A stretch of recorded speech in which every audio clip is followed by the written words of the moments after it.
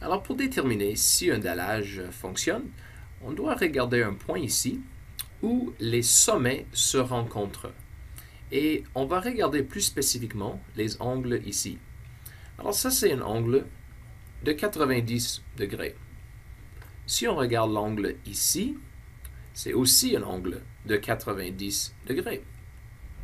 On va continuer avec l'angle ici. Oh, quelle surprise!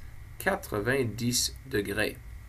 Et finalement, l'angle ici mesure 90 degrés.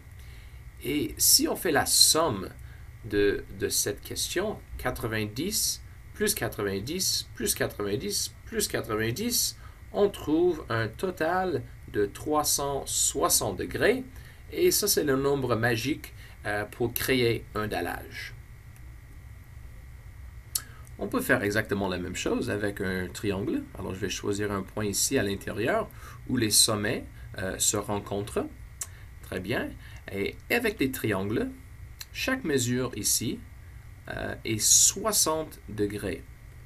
Alors, si je fais 60, plus 60, plus 60, plus 60, plus 60, plus 60, on va voir un total de 360 degrés encore. Alors, le numéro 360, c'est le nombre magique pour un dallage. Et voici un exemple avec des hexagones.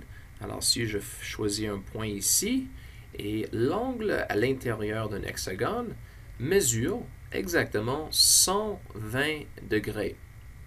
Et on peut voir ici qu'il y a 3 angles en total, et chaque angle mesure 120 degrés.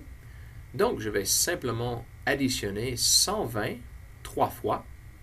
Bien sûr, on peut faire cette question avec la multiplication, 120 fois 3, et ça va donner un total de 360 degrés, et ça, c'est encore le nombre magique pour les dallages.